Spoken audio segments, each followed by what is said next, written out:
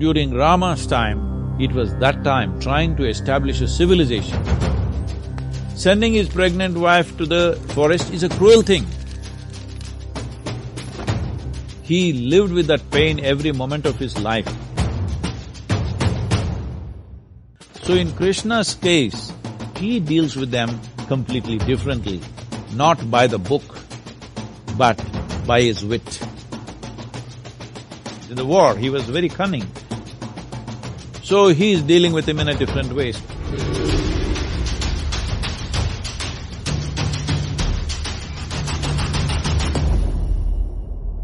Namaskaram, Sadhguru. Lord Ram and Lord Krishna were very different in their leadership styles. In my understanding, Ram would follow the books, whereas Krishna would not worry about the means if the end goal was right. Sadhguru, whose principles should a modern-day CEO emulate, Ram or Krishna? Well, I understand the basis of that question. Should I play by the rule book or should I play by my conscience or consciousness? Well, it depends on what kind of situations and what kind of roles you have to play. See,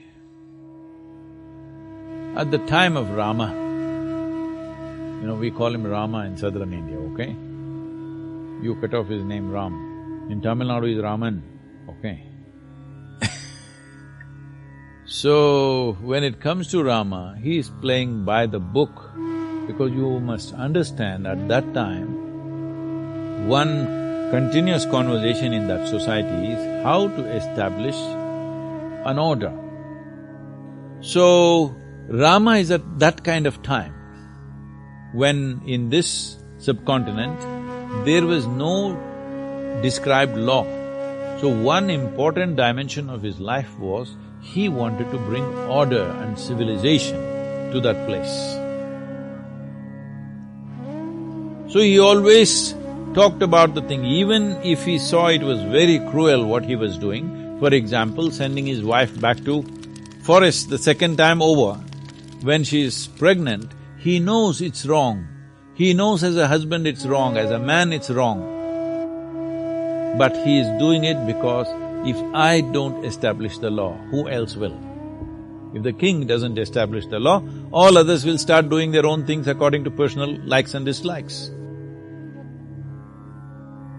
So this is, on one level, a hugely admirable thing, that you are willing to make very severe personal sacrifices for being an ideal administrator or to be seen as an ideal king by everybody because you want to be an inspiration to be emulated by the rest of the citizenry because you're just trying to establish a civilization. Not really totally civilized, you're trying to establish the laws. It is like the Wild West, not exactly in those terms, but law is ambiguous, so he is trying to make it very clear, this is the way to conduct your life. By the time Krishna came, civilization was established, well-established kingdoms were there, clear-cut rules of life, business and warfare, everything was there. But just a handful of people were taking the law into their hands, twisting it as they want and doing what they want. Because, see, it is like when the law is not there, you have to treat it in one way. When the law is there and everybody knows what is the law, but they are finding an underhand way of doing things, now you have to treat it as a crime. So how you treat crime and how you treat an outlaw, I'm trying to make a difference, there is not much difference, but I'm trying to make a difference because somebody is out of the law because he has no sense of law in his head. Somebody is a criminal, he knows what's the law and he's subverting it intentionally, all right? Not because of the compulsions of the situation alone, but he is by choice subverting the law. So in Krishna's case, the people that he is handling, the do brothers, 100 dus, Duryodhana and co, here these are people who exactly know what is the law of the time, but they are intentionally subverting it. So he deals with them completely differently. not by the book, but by his wit, by his, cunning also. Many times in the war, he was very cunning, because he knows these people, if you go by the law and let them win, they are not going to give a just rule to anybody. They will do anyway what they want to do, all right? They'll anyway do what they want to do. They will not go in a just manner for the people. So he is dealing with him in a different way. So these are two different contexts. These are two different times. So what we need to see is, for their time, they are acting in a relevant way, both of them. Similarly, for our time, we must act in a relevant way. Now, law is 100% clear. You cannot be an outlaw, you cannot say, I don't understand. Right now still, like when we were growing up, this is a big thing around the world, this is the time of Fidel Castro and Che Guevara and all this.